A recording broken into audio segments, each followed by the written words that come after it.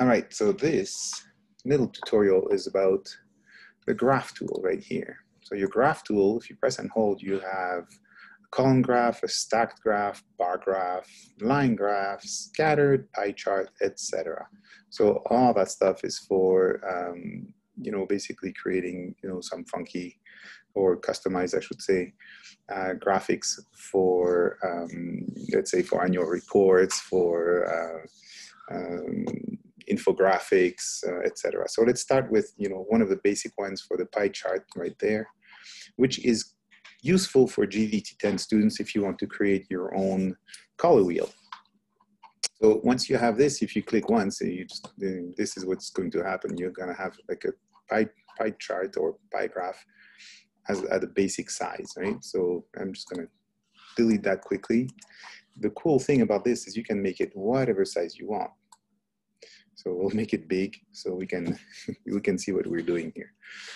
So as soon as you start this, graph tool, you have basically you have a table that where you need to enter some data. At this point, I have only one point of entry, which is 1.00, and that's why my pie chart is filled with only one field. So let's change it with, let's say, 30. And if I hit my tab key, it'll switch to the next cell. I'll do another 30 right here, and I have 40, so that adds to, hey, well, 100. Once you have this, your data entered, you can apply it. You can also have the option to import the data, let's say from an Excel document. And you can also switch or transpose the row to column, and that's useful for bar graphs and whatnot. If you do this, it doesn't change anything except it just puts in a row versus a column. So it's the exact same thing. So once you apply that, actually, let's try that. Actually, if we apply that, oh yeah, that's what it does. It creates 3 little pie graphs instead of 1. So let's keep it like this for now. So I'm going to close that. So this is still live data, right? So you can still edit the data. So all you have to do is you select your pie graph. I'm going to zoom in a little bit. You select your pie graph and you go back into your graph document, or you can just right-click on it, and then you have this data, the type, the data, and the design. So if you want to edit the data, because clients change their mind all the time, you go back into data and you go back to that table right here. You can go, you know what? No, it's only 20, and then there's 10 right in this cell right here. Excuse me. And there I have my 4 little pieces. At this point, every piece is in grayscale by default, and they always have a stroke. So you can always go back into your properties, get rid of the stroke, for example, just go no stroke whatsoever. And if you want to change the color individually, you would have to go with your direct selection tool and select each piece of the pie individually, right? So you can again, direct selection tool, there you go, and then select each piece individually, and then you can change your color. Right here, for example, select that one, make it blue. It's going to be absolutely awful. There you go. Look at that. It's almost color theory like. So for GDT10 students that want to do your customized color wheels, go back again into your select your object, go back into your data, get rid of the 10. Actually, you know what? That's going to make it 33.3, 33.3, 33.3, and delete that. Now we have only 3 colors, right? So you have your primary colors right there as an example. If you want to have the full color wheel that has, let's say, 8 pieces in your 8 wedges basically in your pie graph, you just enter 1 8 times, right? So you will have 1, 2, 3, 4, 5, 6, 7, and then 1 more. There you go. You apply that. Now you have a pie chart that has all your 8 colors. So at this point, You can select your entire colors right here. You can go cyan, you know, et cetera, et cetera. So to make your mix of colors, you can use your color mix right here, your palette. So if you're starting, let's say, at, pure red right here, at this point right here, if you want to, you know, bring it down a notch and switch into an orange, you just use the math. You just, you know, reduce the yellow, or should I say reduce the magenta right there at 75%. This one at 50 right here. This one at 25, etc., etc. So depending on the amount of, you know, wedges you have in your color wheel, just use the math basically, right? And I go 100%, etc., etc. Let's see, this one would be, we're switching to green, so I add 25% right here, and then I can use my eyedropper to pick a color right away and apply it right here as well. So from here, again, I add 25% at a time, and then 75. So anyways, so it goes, you know, this is how you do basic grading. So let's say you want to switch this pie graph into a bar graph instead. All you have to do is you right click on it and you change your type of graph right here. And here you have your little graph type. So right now we're in the pie graph and you want to switch it to, let's say, a column right here. Click OK, there's your column right here. So of course they're all at 1.0 because my data is all, you know, 8 times 1.1 data point. So you can switch your data, we can switch it around. Let's do 0.5, 0.75, 0.3, 1.5, 2.2, I don't know.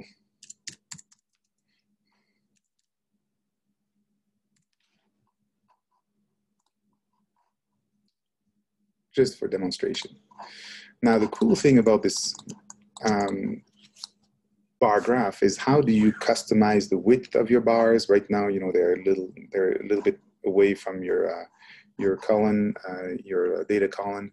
Again, you right click on it and then you switch your type right here. Within this option right here, you can add a drop shadow as well. You can do a bunch of different things right here, but you can change your column width right here. So right now they're shrunk to 90% and the cluster of those columns is at 80%. So if I make them really skinny, let's say 30%, this is what it does. It makes the column a little narrower.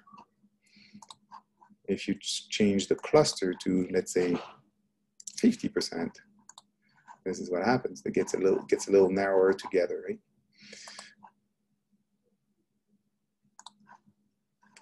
You can have a drop shadow, sure. You can also change your value axis, which is now on the left-hand side. You can switch it to the right-hand side. Unfortunately, you don't have a preview on this thing, so this is a little bit cumbersome, but you can switch your value axis, which is right now from 0 to 3.0 on the right or left-hand side or on both sides, right? You can have also your graph options right here. So this is your value axis right here. You can override the calculated value. So you can go, you know what, right now it goes from 0 to 3, but I can, you know, override my values and I can go, you know, maximum of 5, and I make 5 divisions. So it'll be, you know, 5 divisions in there.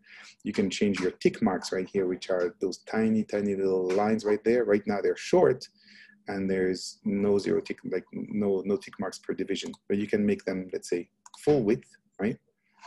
And you can click OK, and now you have your tick marks basically going right across the board, and then you have 5 divisions, and my graph goes from 0 to 5. So that's quickly how to change things right there. So I'm just gonna, you know, change that to something a little bit more substantial, so we can see them better.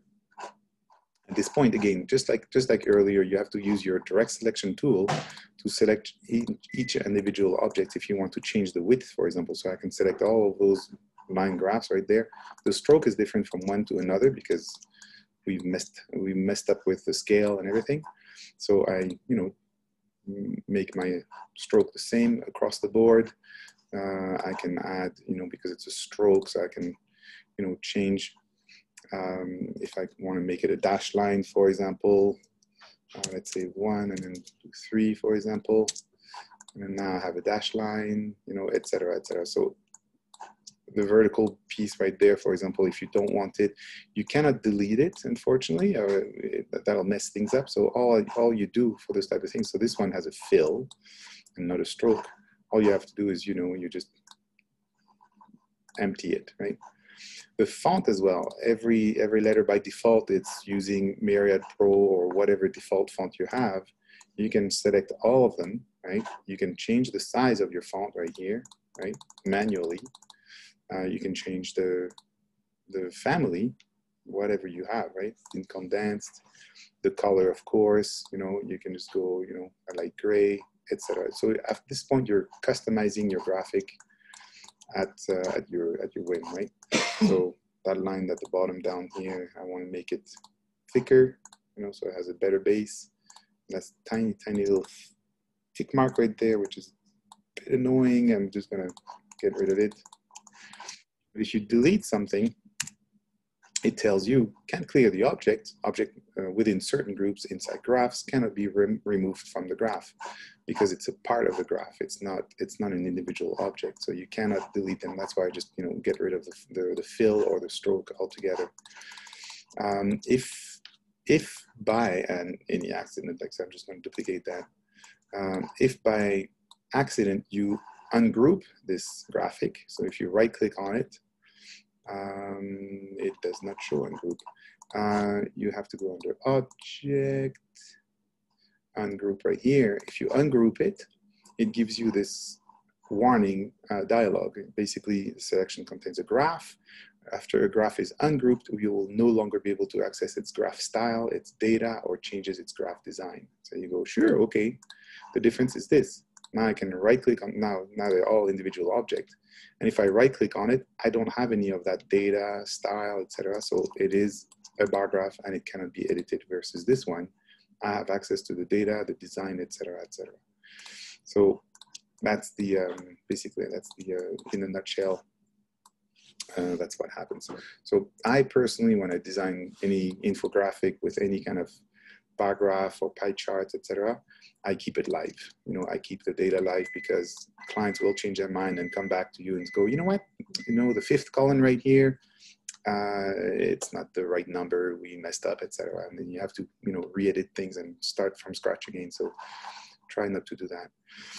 A few more options within, of course, within this graph is you have also a stacked column as well. And for that, you will have, yeah, so there it is. So this is when you need more data, basically. So the data needs to change because right now you have all of those numbers that we entered on one column. So you would have to have, you know, a second one with more data, for example, 1, and then, I don't know, 2, and then 1.5, for example. And if I do this, then it shows me my stacked graphs, right? So you need to enter more data.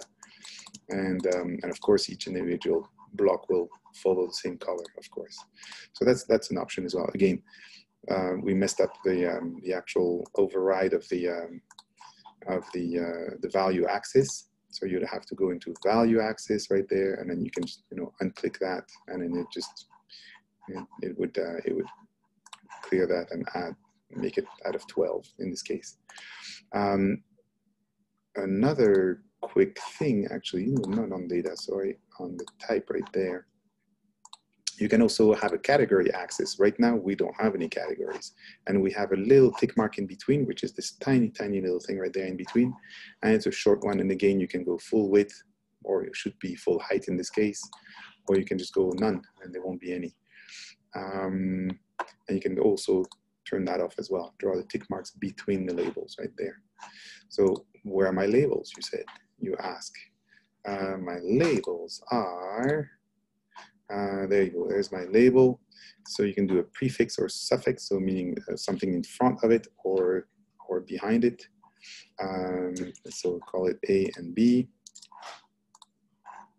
And then there's my there's my suffix right there, and I'm sorry, my prefix in front, and then my suffix at the end of it. So you could have all those information as well within that. To have an actual category as well in there, it's in the data. You have to move that in the data. So let's say I move all that stuff, I cut it, so I go Command X, I cut the whole thing, and I paste it in there. Select my first cell right here, and I'm going column 1, column 2, and I click OK. And now I have my categories basically in there. The cool thing about that is, again, it goes back and forth and back and forth. I believe you can have actually, you can add a legend across the top. And it didn't do it. First row in, add legend across the top. Tick marks, etc. Yeah, we can, you know, I'm just gonna get rid of that. On my category axis, yeah, where's my legend? What happened to my legend? Well, so much for a demonstration to show a legend, how to make a legend. It doesn't work. Not today.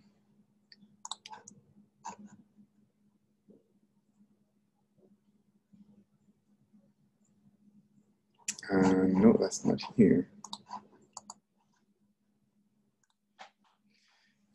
In the design, oh yeah, design is another ball game altogether. So we'll have to do that maybe another time. My type and legend across the top. For some reason, it's not working today. This is odd. Okay, well, let's see if it does. Oh yeah, there you go. There's your drop shadow. Well, that's annoying. I was going to show you how to do an actual legend as well. Well,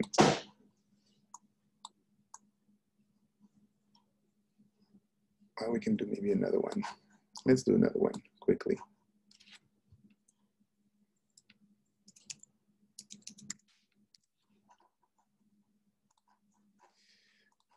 For the graph, for the style, actually, I wanted to show you that the design there, you would have to have a new design, and you grab it from the pattern or the design that's so if you have a pattern, which I don't have anything set right there, you can apply a pattern within your bar graph as well. So as I said, it's an extra little step that you need to take first, but you could have, for example, I don't know, a palm tree, for example, within your bar graph. So instead of an actual bar graph like this, a big block like this, you can have a palm tree that stretches up. Again, so these are the objects that you set in your symbol palette and your pattern palettes, and then you can apply them to your bar graph. And there's a couple of options to, for example, scale the whole graphic, like scale it vertically, so everything stretches up.